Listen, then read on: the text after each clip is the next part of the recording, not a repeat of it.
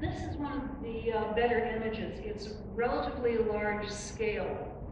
I think that image may actually be 10 or 14 inches high, which is huge in comparison to the usual.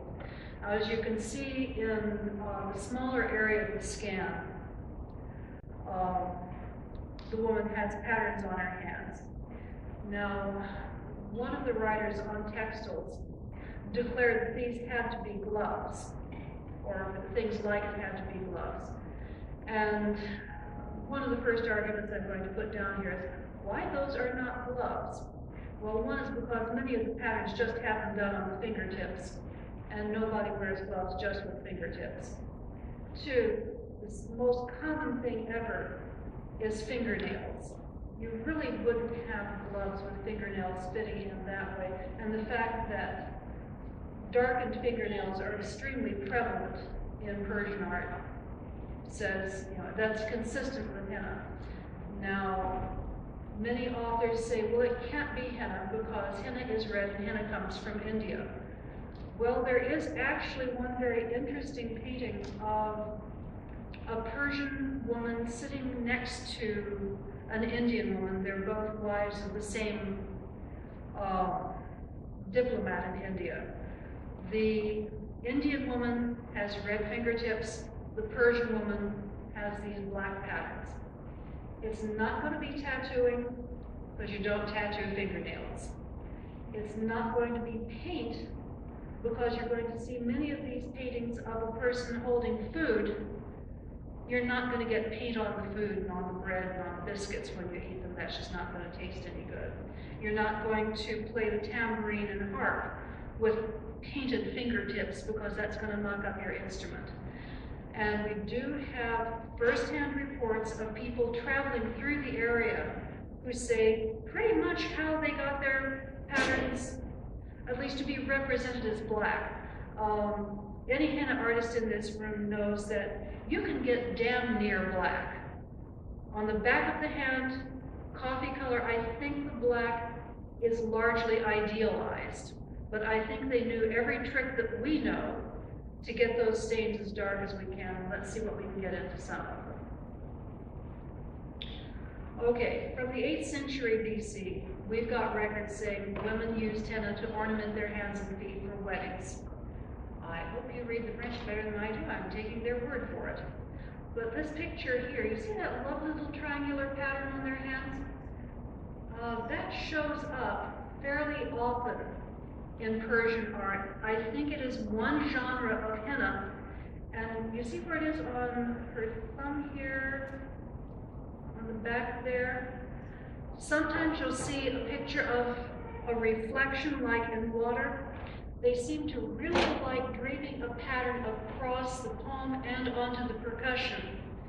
And I think they were rather fascinated with the color transition going around that edge. I think the black on the back of the hands was probably idealized, just the same as they idealized all women as having slightly smiling closed mouths. Women can do things with their mouths other than keep them closed. Women always have these very white complexions. They always have idealized hair, idealized tiny feet. I think the henna, the henna was idealized as being black. I think they knew how to get it extremely dark brown. But I want you to remember that little triangular pattern there with some dots around the edge and the fill, because that's going to appear fairly often. Here's another one where the pattern is on the back, and here you can see it's moving into the palm. Like I said, they liked getting lots of pattern on the fingertips, where they knew they could get great stain and color, and then drape something from the back and onto the palm, and even though this is very damaged, you can see there was a lot more patterning on the palm than on the back, assuming that I don't think the patterns were identical, but I think they went together. Okay, Persian poets from the 11th century on, here's where you start getting some sense of the colors that they could have. The tulip laughs from among growing things. Well, a tulip is red. Sometimes they'll get very dark red, sometimes they'll get close to black, but that can be a hybrid that's available from Burpee at this point. But in the 11th century, you've got a very clear thing saying the bride's fingertips were hennaed, the bride's hands were hennaed. This particular painting is from 1335 to 1340.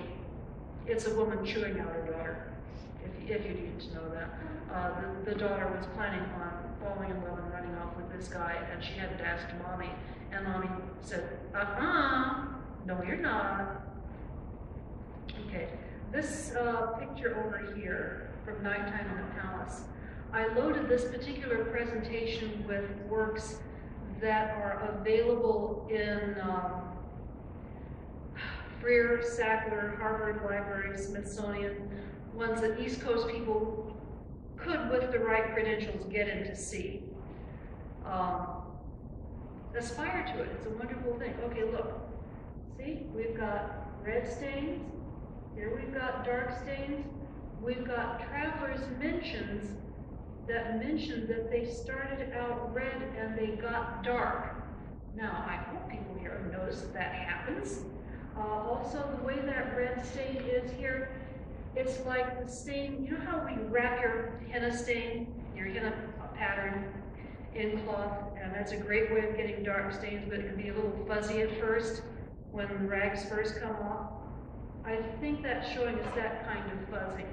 And if you're curious about, okay, is this exactly how the henna pattern was? You've got to make that argument fuzzy.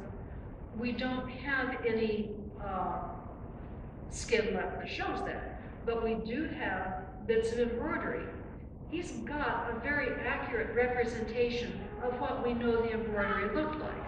He's got a very accurate representation of what the woodwork looked like. He's got a very accurate representation of what the textiles look like. So if that's not what the henna actually looked like,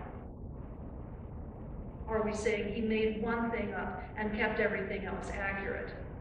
We can't prove that that's exactly what the henna looked like, but it's at least plausible. And based on the fact that he was meticulous about everything else, I think we can say it's 99% positive that these patterns were like henna patterns of that period.